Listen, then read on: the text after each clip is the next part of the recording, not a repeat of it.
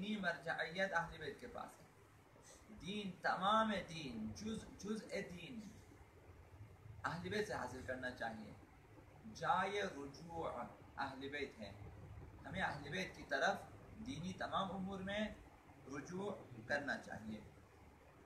اسی وجہ سے پیغمبر اکرم صلی اللہ علیہ وآلہ وسلم نے انہی دنوں میں، غدیر کے دنوں میں، حدیث ثقلین کو بیان فرمایا.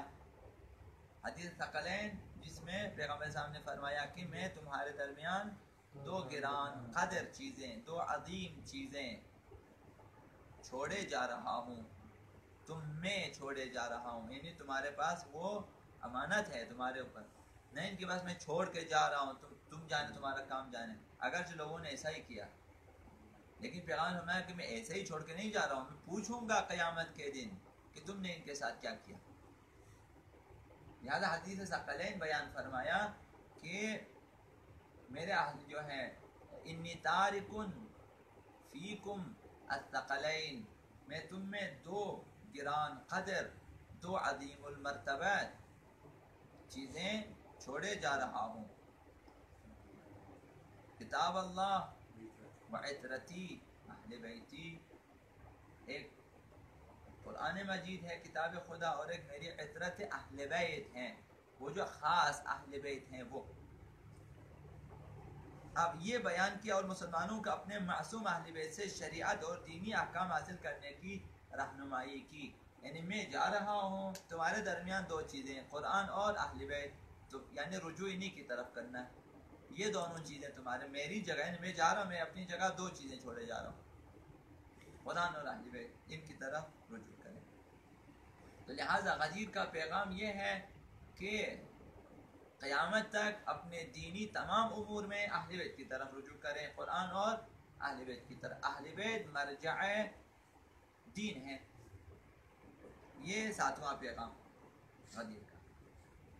8واں پیغام غدیر کا ایک پیغام یہ بھی ہے کہ بعض مواقع پر مصلحت کی خاطر اور اہم مصلحت کی وجہ سے مہم مصلحت کو نظر انداز اور اس کو اہم مصلحت پر قربان کیا جا سکتا ہے. اہم اور مہم، ایک مہم ہے، ایک زیادہ مہم ہے. جو زیادہ مہم ہو اسے کہتے ہیں اہم. صحیح؟ تو بعض دینی اور امت کے دینی الہی مصلحت کی خاطر بعض مہم امور کو اہم امور کے لیے قربان کیا جا سکتا ہے. حضرت علی علیہ السلام حال آن کے خداوند عالم کی طرف سے اور رسول اکرم صلی اللہ علیہ وآلہ وسلم کے ذریعہ اسلامی معاشرے کی رہبری اور مقام خلافت پر منصوب ہو چکے تھے. امیر المؤمنین اگرچہ خدا کی طرف سے پیغمبر اسلام کے ذریعے لوگوں کی حاکمیت، خلافت اور امامت پر منصوب ہو چکے تھے، لیکن جب آپ نے دیکھا کہ اگر میں اپنا حق لینے کے لیے اٹھتا ہوں تو قتل و غارت اور جنگ کا بازار گرم ہو جاتا ہے، اور یہ اسلام اور مسلمانوں کے فائدے میں نہیں ہے، تو آپ نے صرف وعظ و نصیحت اور اتمام حجت اور اپنی مظلومیت کے اظہار کو کافی سمجھا تاکہ اسلام محفوظ رہے. کیونکہ حضرت علی علیہ السلام اگر اس کے علاوہ کرتے، یعنی یہ وعظ و نصیحت، اتمام حجت وغیرہ اور اپنی مظلومیت بیان کرنے کے علاوہ تلوار اٹھا لیتے، جنگ کر لیتے، تو پھر اسلام اور مسلمانوں کے لیے ایک دردناک حادثہ پیش آ جاتا. بنی ہاشم ایک طرف ہو جاتے، دوسرے ایک طرف ہو جاتے، خانہ جنگی شروع ہو جاتی اور مسلمان دردناک حادثے سے روبرو ہو جاتے جس کی تلافی ممکن نہ ہوتی. لہٰذا یہ روز قیامت تک امت اسلامیہ کے لیے ایک عظیم سبق ہے کہ کبھی کبھی اہم مصلحت کے لیے مہم مصلحت کو چھوڑا جا سکتا ہے. ٹھیک ہے مجھے حکومت نہیں ملی ہے لیکن میرا ہونا بھی ضروری ہے چونکہ حجت خدا ہے. میرا ہونا بھی ضروری ہے چونکہ حجت خدا ہے آقا امیر المومنین. اور مسلمانوں کو کا بھی زندہ رہنا ضروری ہے. وہ جو اچھے اچھے ہیں وہ قربان نہ ہو جائیں، پھر آگے سارے برے لوگ رہ جائیں گے. اگر جنگ کریں کچھ اچھے افراد ہیں وہ قربان ہو جائیں تو آگے سارے برے رہ جائیں گے تو نتیجہ کچھ اور ہوتا. تو لہٰذا چاہا آقا امیر المومنین نے بھی چاہا، آقا امام حسن نے بھی یہی چاہا ہے کہ کچھ جو فداکار افراد ہیں جانثار وہ رہیں تاکہ ان سے بہت سارے اور افراد پیدا ہو جائیں، تاکہ کچھ اور افراد ان کی سمجھ بوجھ میں بلوغت پیدا ہو جائے، وہ سمجھیں حقائق کو. کچھ زبانیں ہونی چاہیے کہ جو اہل بیت کے بارے میں بولیں. تو لہٰذا نتیجہ کچھ اور ہوتا. کربلا کا قصہ کچھ اور ہے. کربلا میں آقا امام سے پتہ ہے کہ ہماری شہادت کے بعد ہماری فتح ہوگی، تو وہاں جو ہے صورتحال کچھ اور ہے. آقا امام حسن اور آقا امام کے لیے کچھ اور ہے. وہاں اسلام جو ہے بری طرح سے ناکام ہو جاتا ہے اگر جنگ کر لیتے. تو مصلحت اہل بیت سمجھتے ہیں کہاں قیام کرنا چاہیے کہاں قیام نہیں کرنا چاہیے. تو جہاں مصلحت ہے قیام کے میں قیام کرتے ہیں. مثلا ناقصین و مارقین و قاسطین وغیرہ سے جنگ کرنا، نہروان سے جنگ کرنی ہے، عوام المومنین جنگ کر لیتے ہیں، لیکن اپنی خلافت و حکومت کے لیے جنگ نہیں کرتے، اپنی خلافت کے لیے جنگ نہیں کرتے.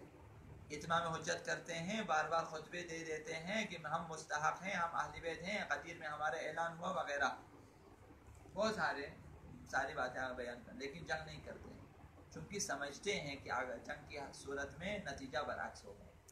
تو یہ غدیر کا جو 8واں پیغام وہ یہ ہے کہ کبھی اگر اسلام کی مصلحت ہے تو پھر اہم مصلحت کی خاطر مہم مصلحت کو قربان کریں. اہم مصلحت کی خاطر مہم مصلحت کو قربان کریں. جب تک یہ ارکان ٹھیک نہ ہو جائے بعض چیزوں سے آپ کو پرہیز کرنا چاہیے، لہذا ضروری ہے. بچے کو مثلا یرقان ہو جاتا ہے، بخار ہو جاتا ہے، ابھی مثلا دودھ پی رہا ہے بچہ، ظاہر ہے اس کی مصلحت کے خاطر اب اسے احتیاط کے ساتھ نرم غذائیں دینی ہوتی ہے، سخت غذائیں نہیں دی جا سکتی. ہمیشہ اس طرح سے ہے، ہمیشہ اس طرح سے ہے، ہر جگہ اس طرح سے ہے. اور قانون فطرت یہی ہے کہ اہم کے لیے مہم کو قربان کیا جاتا ہے. اگرچہ وہ یہ بھی مہم ہے یہ بھی مہم ہے لیکن یہ زیادہ مہم ہے. انسان دیکھ لیتا ہے کون سی چیز مہم ہے. آپ مثلا آپ کا روزہ ہے، روزہ بھی مہم ہے. مثلا کسی کی جان بچانا بھی مہم ہے،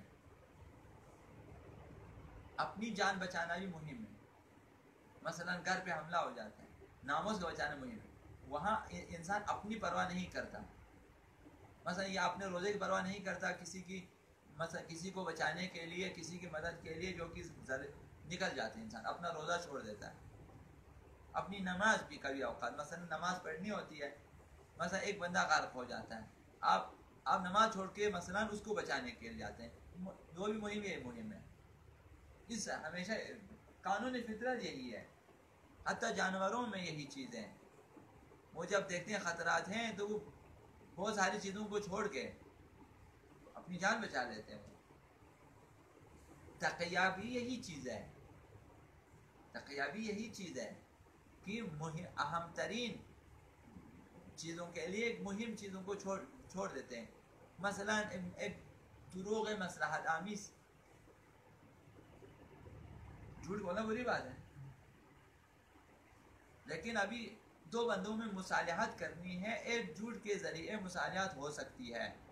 مثلا ان میں جنگ بندی ہو سکتی ہے، ان میں صلح ہو سکتا ہے، میاں بیوی میں صلح ہو سکتا ہے. آپ بیچ میں جا کے مثلا بھائی آپ کا شوہر ایسا نہیں ہے، جس نے بولا ہے جھوٹ بولا ہے، وہ آپ کے بارے میں نہایت نیک خیالات رکھتے ہیں وغیرہ وغیرہ، صلح ہو جاتی ہے. تو جو ہے سعدی صاحب نے یا جس نے فرمایا کہ دروغ مصلحت آمیز بہ از راست فتنہ انگیز، سچ بولیں وہ فتنہ انگیز ہے، اس سے تو مصلحت آمیز جھوٹ بہتر ہے۔ آپ نے سچ بولا فتنہ، میاں بیوی کے بارے میں سچ بولیں دونوں میں طلاقیں ہو جائے گی۔ سچ بولا بھائی آپ کی بیوی کو میں نے مارکیٹ میں دیکھا، ہاں جی آپ کا شوہر آپ آج وہاں فلاں جگہ مثلا ایک خاتون کے ساتھ گپ شپ میں، مثلا آپ کا شوہر ہمارے ساتھ ہوتا ہے، مثلا وہ فیس بک پہ عورتوں کے ساتھ چیٹنگ کرتا ہے، مثلا سچ سچ بھی ہو اور آپ بولیں فتنہ انگیز، جائز نہیں ہے، یہ سچ جائز نہیں ہے، وہ جھوٹ واجب ہے، وہ جھوٹ واجب ہے۔ شطور دیدی نہ دیدی، آپ نے دیکھا کہ بھائی ایک سچ جس کے بولنے سے فتنہ ہو جاتا ہے تو آپ بالکل انکار کریں، بھائی ہم نے نہیں دیکھا، نہیں کبھی واجب ہے۔ ایک مومن آپ کے پاس آ جاتا ہے، اس نے مثلا کسی کافر کو قتل کیا ہے، کسی داعشی کو اس نے قتل کیا، اس کی تلاش میں گورنمنٹ پولیس والا آ جائے آپ کے گھر میں، سر جی آپ نے اس کو نہیں دیکھا، آپ قسم کریں قسم ہم نے دیکھا ہی نہیں ہے، واللہ باللہ ہم نے بالکل نہیں دیکھا، ہم جانتے بھی نہیں اس کو کون ہے، آپ کس کے بارے میں، واجب ہے اس کی جان بچانی ہے آپ کو، ایک مومن کی جان اس طرح بچانی ہے کہ آپ سچ بولیں، میں تو ماشاء اللہ داڑھی سفید سچ بولوں گا، سچ ہمارے پاس بیٹھے ہوئے ہیں آئیں گے انتظار کریں آپ، ہم لوگ اچھے ہیں، ہم جھوٹ نہیں بول سکتے، یہ مومن بے بصیرت ہے۔ سنا ہے اس طرح کے جو ہیں ابو لؤلؤ آئے آقا امیر المومنین کے پاس، بھائی میں نے ادھر کسی کا پیٹ پھاڑا ہے مجھے بچا لیں، ٹھیک ہے، آقا امیر نے کہا کہ اس کھڑکی سے اٹھے اس کھڑکی پہ بیٹھ گئے، اب پتہ ہے کہ جس نے آنا اس نے پوچھنا ہی ہے، تو وہ پتہ ہے کہ جائے گا سیدھا علی کے پاس، آقا امیر نے اسے کہیں کر دیا، وہ خود ادھر بیٹھے رہے، آیا کہ بھائی لولو کو نہیں دیکھا، کہا جب سے میں ادھر بیٹھا ہوں بالکل نہیں دیکھا، جب سے میں اس کھڑکی میں بیٹھا ہوا ہوں اب تک میں نہیں دیکھا، ادھر سے ادھر جا کے بیٹھ جاتا، جھوٹ بھی نہیں ہوا۔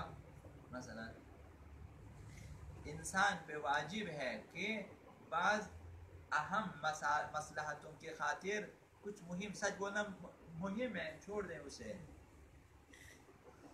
جان بچائیں، عزت بچائیں، آبرو بچائیں۔ مثلا ایک خاتون کو دیکھا آپ نے کہ اس کے ساتھ زنا ہوا ہے، مثلا کسی نے زبردستی زنا، اب آپ آئیں سچ بولیں گھر میں، بھئی آپ کی بیٹی تو گئی، مثلا نہ بولیں، کہتے ہیں نا یہ ایسے خاتون نہیں ہو سکتی، بالکل پاک دامن، مثلا عزت بچائیں، آبرو بچائیں۔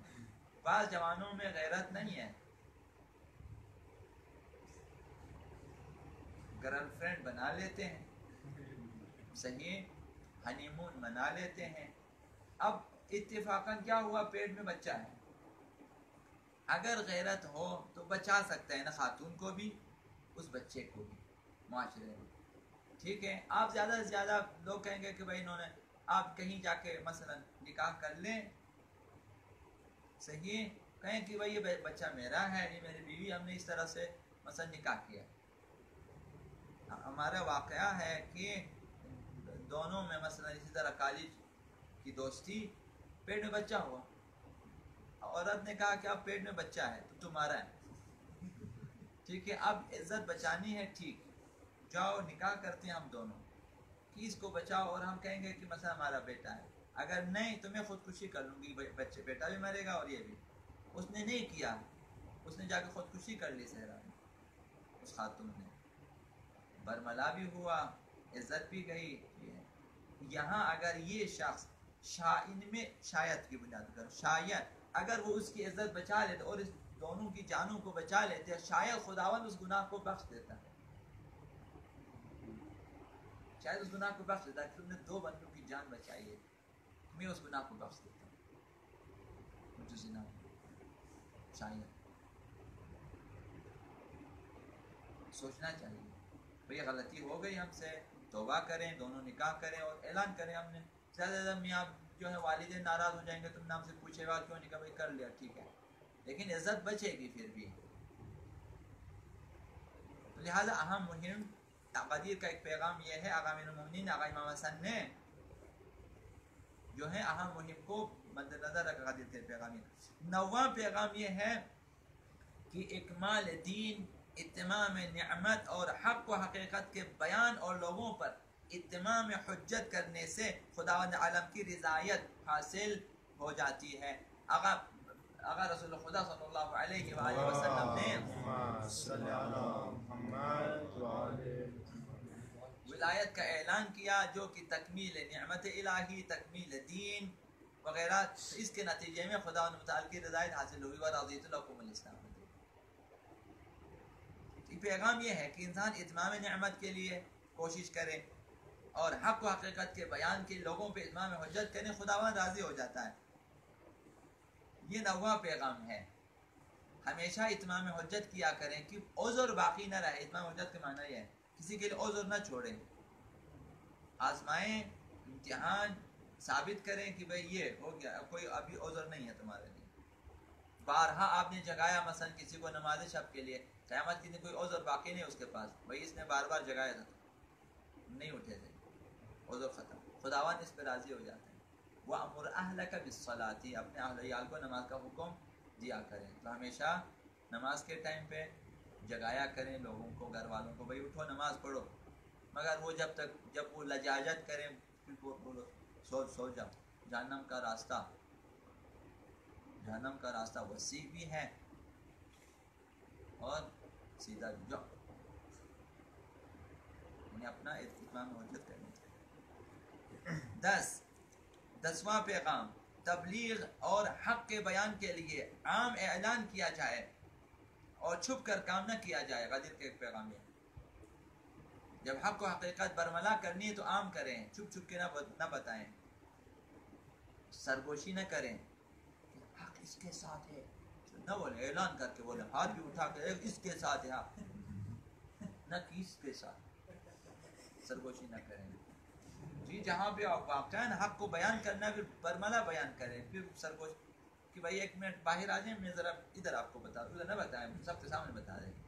جب لوگ آپ کو، جب تک مخفی رہے ٹھیک ہے، جب تک لوگ آپ کو مجبور کریں وہی بیان کرنا ہے آپ نے، تو پھر جب تک خدا نے پیغمبر کا نہیں بیان کرنا ہے، بیان کرنا ہے، چلو میں اس طرح بیان کرتا ہوں، تو کھلا بیان کر دیتے ہیں.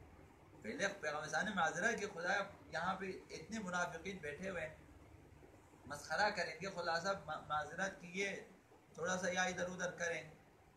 یہ پہلی بار ہوگی شاید پیغمبر صاحب کے خدا کے سامنے کہ 3 دفعہ جبریل آئے کہ نہیں پہنچا دیں، آپ کی معذرت قبول نہیں، پہنچا دے. پھر اس طرح پہنچا کسی کی پرواہ نہ کی، ممبر ہاتھ کھڑا کیا، بغل کی سفیدی نظر آنے لگی، سب کو دیکھا کہ یہ علی، فہذا علی، یہ کوئی اور نہیں، یہ تمہارا مولا.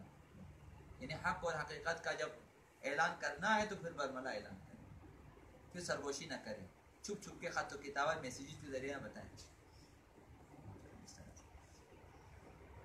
جیسا کہ پیغمبر اقدام حجۃ الوداع میں ولایت کا اعلان کیا اور لوگوں کے متفرق ہونے سے پہلے ملأ عام میں ولایت کو پہنچا دیا کہ لوگ چیمے گویاں شروع سے پہلے بیان کر دیا سب کچھ، بعد میں آپ جو بولنا ہے. یہ 10واں پیغام. 11واں پیغام خلافت، جانشینی اور امت اسلامیہ کی صحیح رہبری کا مسئلہ تمام مسائل میں سر فہرست ہے، کبھی بھی اس کو ترک نہیں کرنا چاہیے. جیسا کہ پیغمبر اکرم صلی اللہ علیہ وآلہ وسلم حالانکہ مدینے میں خطرناک بیماری پھیل گئی تھی اور بہت سارے لوگوں کو زمین گیر کر دیا تھا، یعنی وبائی بیماری پھیل گئی تھی وہاں پہ، آپ نے ولایت کو پہنچانے کی خاطر اس مشکل پر توجہ نہ دی کہ ولایت ان سے بھی مہم ہے، لہٰذا آپ چلیں. اور آپ نے سفر کا آغاز کیا، سفر میں اپنے بعد کے لیے جانشینی اور ولایت کے مسئلے کو لوگوں کے سامنے رکھ دیا. تو لہٰذا کبھی بھی بہانہ بازی نہ کریں کہ آج میرے سر میں درد ہے، آج یہاں پہ بیماری ہے. بہرحال یہ بڑا مسئلہ اہم اور مہم یہی بیان پہ آتا ہے کہ لوگوں کی تیمارداری، وہاں دعا معادیں، لوگوں کی دلجوئی کریں، وہ بھی مہم ہے، ولایت کا اعلان بھی مہم ہے، لیکن اعلان ولایت سب سے مہم ہے. یا تو وہاں بیماریوں کی پرواہ نہ کریں کہ وہاں 10-20 لوگ مریں گے، مرنے دیں، ولایت کا اعلان ہونا چاہیے. تو یہ 11واں پیغام. 12واں پیغام کیا ہے؟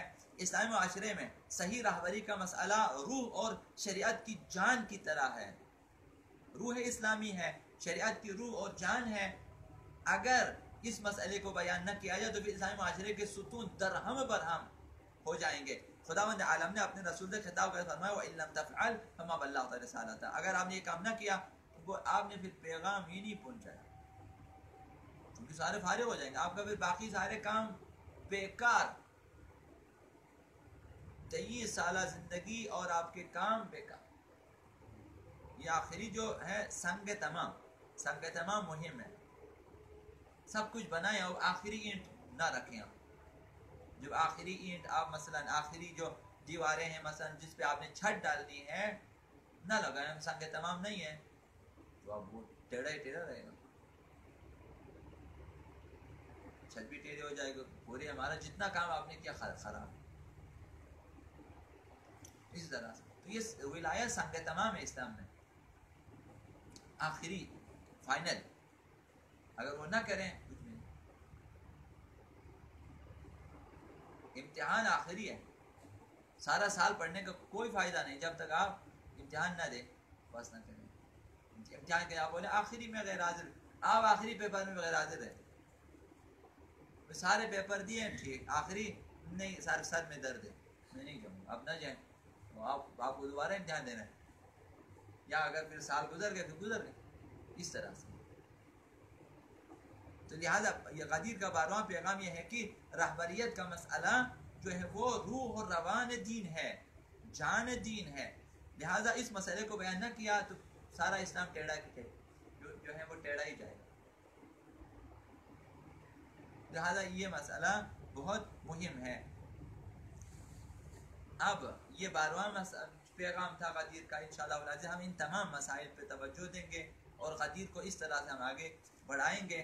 اگر انشاءاللہ آئندہ جو ہیں وہابیوں کی کچھ اعتراضات اور ان کے جوابات ہیں انشاءاللہ وہ بھی عرض کریں گے، چونکہ ہمیشہ کے لیے چاہیے ہمیں ولایت کے سلسلے میں اور غدیر کے حوالے سے. بل محمد وآل محمد صلی اللہ علیہ